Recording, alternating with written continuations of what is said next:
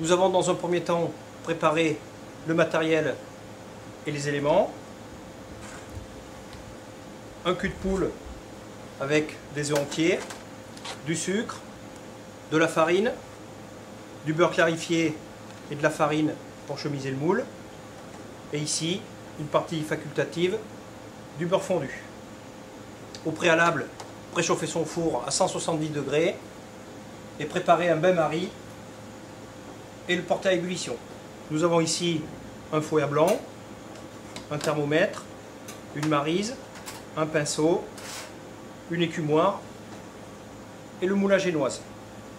Avant de commencer la pâte, nous allons chemiser le moule, enduire le fond avec le beurre clarifié et ici remonter dans le sens du démoulage.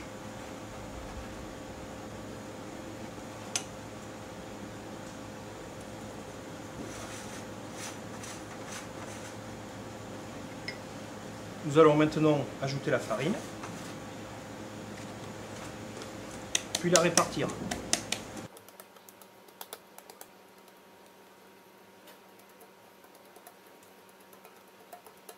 Enlever l'excédent.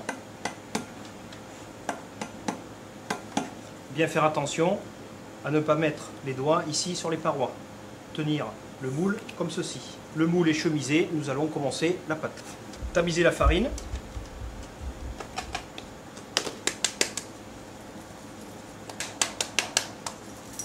Verser le sucre sur les œufs et mélanger l'ensemble.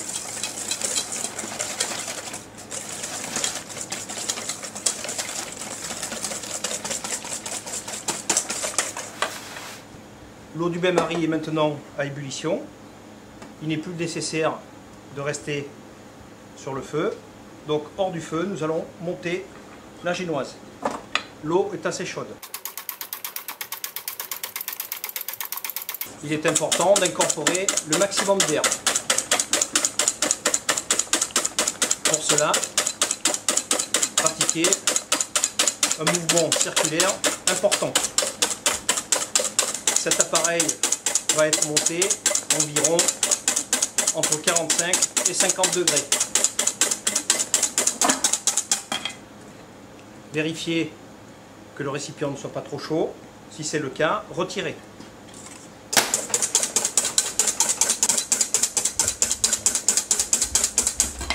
Dès que le fond du récipient a refroidi, nous pouvons remettre.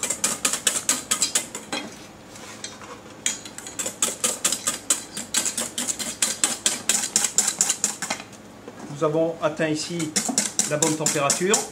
Nous sommes à 50 degrés. Nous allons fouetter hors du bain-marie jusqu'à complet refroidissement. Bien évidemment, cette opération peut se réaliser à l'aide d'un batteur mélangeur. Nous constatons ici une augmentation du volume et la masse épaissit. Pour favoriser le foisonnement, il est évident qu'il est impératif d'utiliser un cul de poule.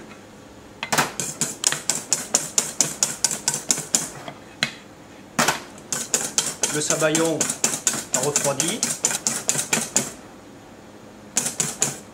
Nous obtenons ici un ruban. Nous voyons que l'appareil reste en relief.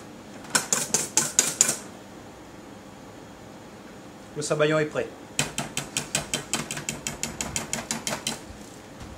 Nous allons maintenant incorporer la farine tamisée, verser en pluie sur la surface, puis à l'aide d'une écumoire ou éventuellement d'une maryse, mélanger. Cette opération doit se faire rapidement. À partir du centre, nous allons enrober en faisant tourner le cul de poule. On part du centre, on soulève.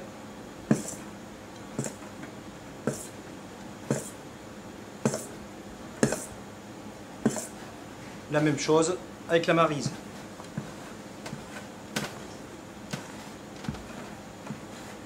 La maryse a l'avantage de bien épouser la forme du récipient.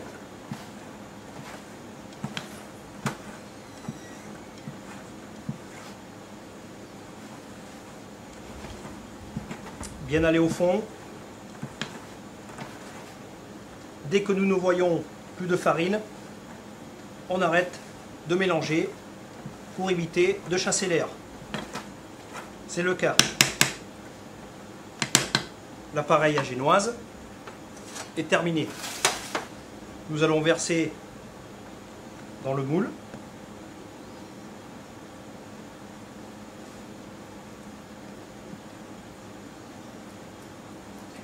Remplir aux 3/4. Puis nous allons enfourner 170 degrés pendant environ 20-25 minutes.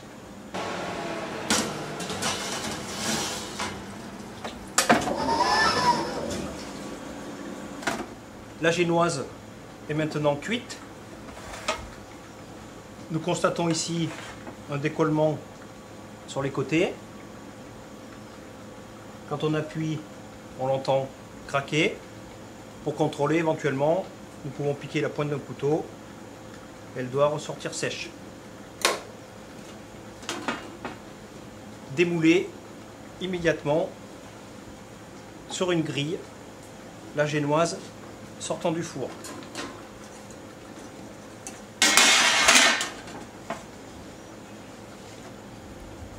Puis nous allons la laisser refroidir sur une échelle pour éviter la condensation.